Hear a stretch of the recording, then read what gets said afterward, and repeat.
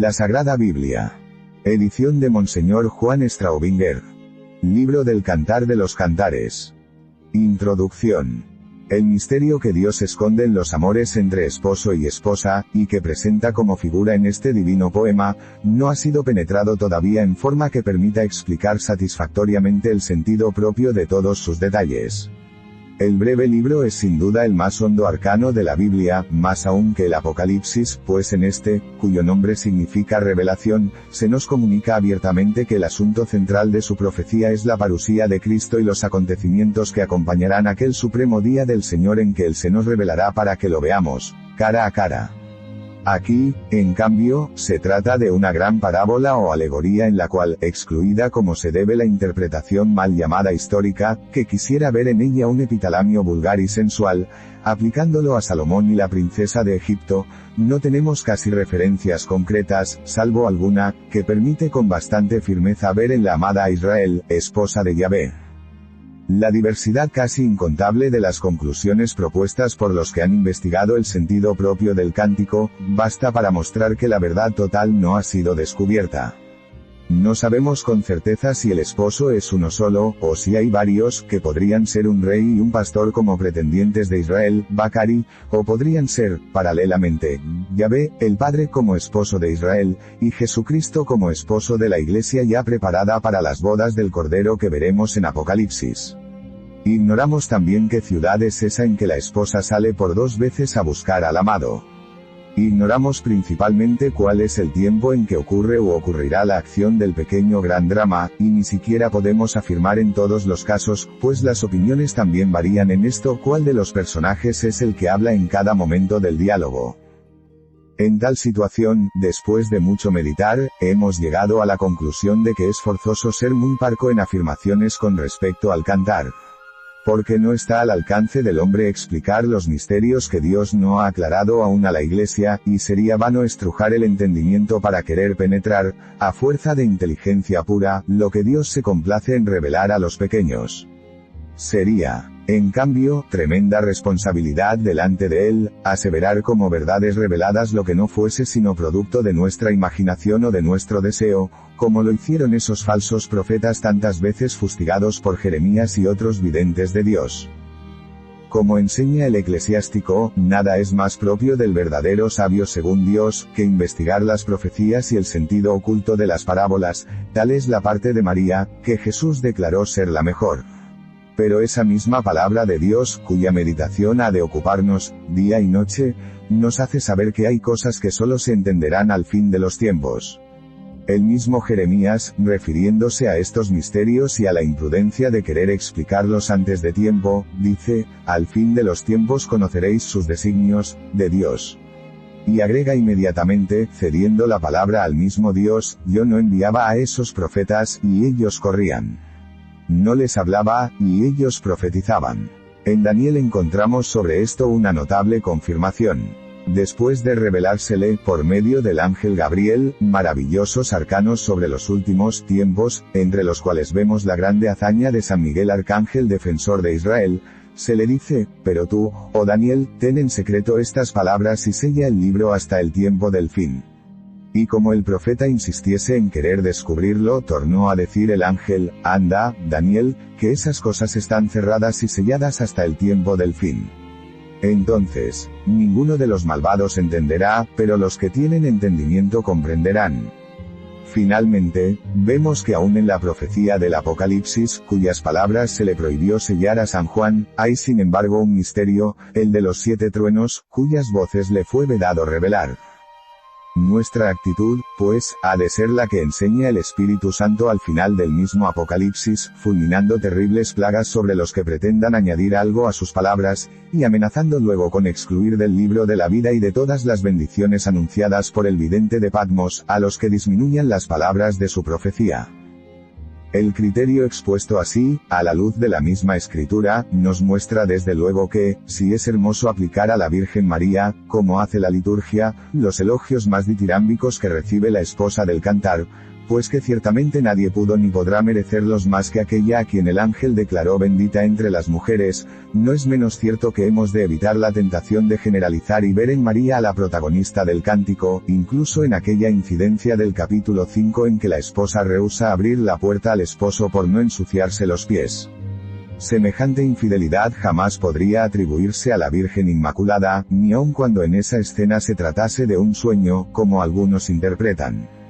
Basta recordar la actitud de María ante la anunciación del ángel, en la cual, si bien ella afirma su voto de virginidad, en manera alguna cierra la puerta a la encarnación del Verbo. Antes, por el contrario, Cristo, lejos de sentirse rechazado como el esposo del cantar, realiza el estupendo prodigio de penetrar virginalmente en el huerto cerrado del seno maternal.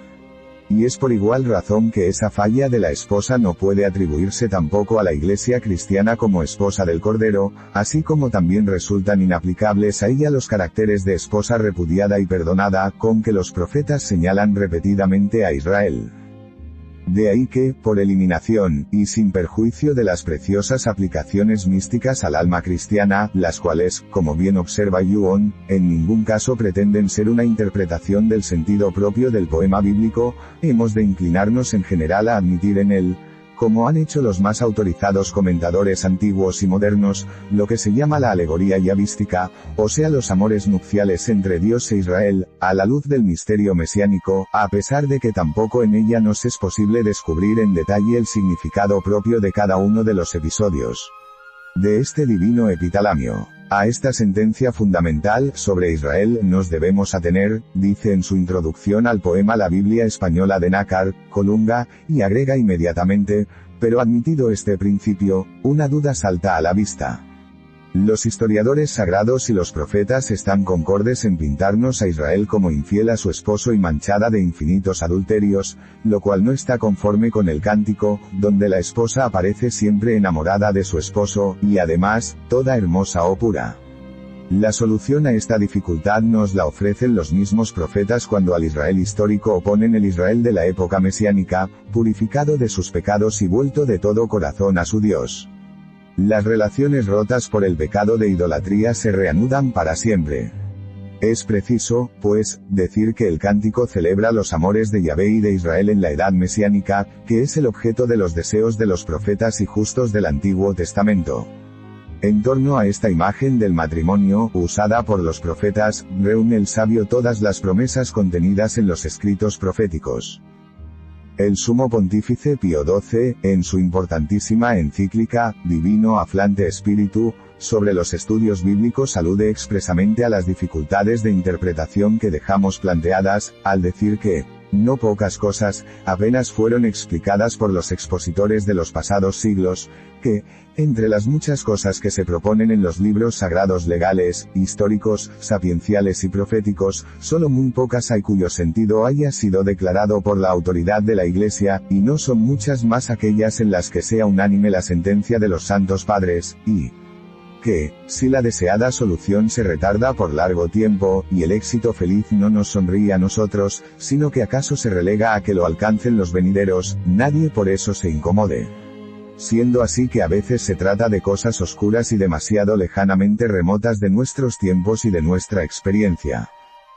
Entretanto, y a pesar de nuestra ignorancia actual para fijar con certeza el sentido propio de todos sus detalles, el divino poema nos es de utilidad sin límites para nuestra vida espiritual, pues nos lleva a creer en el más precioso y santificador de los dogmas, el amor que Dios nos tiene, según esa inmensa verdad sobrenatural que expresó, a manera de testamento espiritual, el beato Pedro Julián Eymard: la fe en el amor de Dios es la que hace amar a Dios.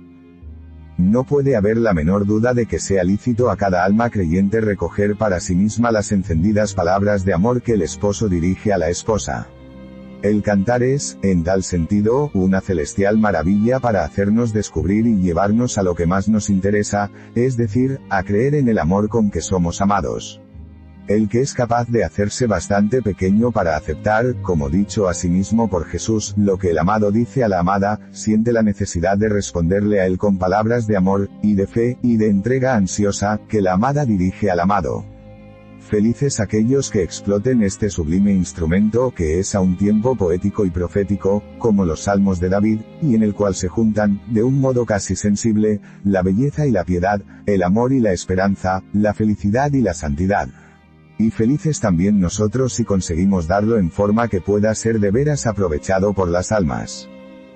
El título, Cantar de los Cantares, en hebreo Sir Hachirim, equivale, en el lenguaje bíblico, a un superlativo como, vanidad de vanidades, Eclesiastés 1, 2, Rey de reyes y Señor de señores, etc., y quiere decir que esta canción es superior a todas. El alto canto, se le llama en alemán, en italiano, la cántica, por antonomasia, etc.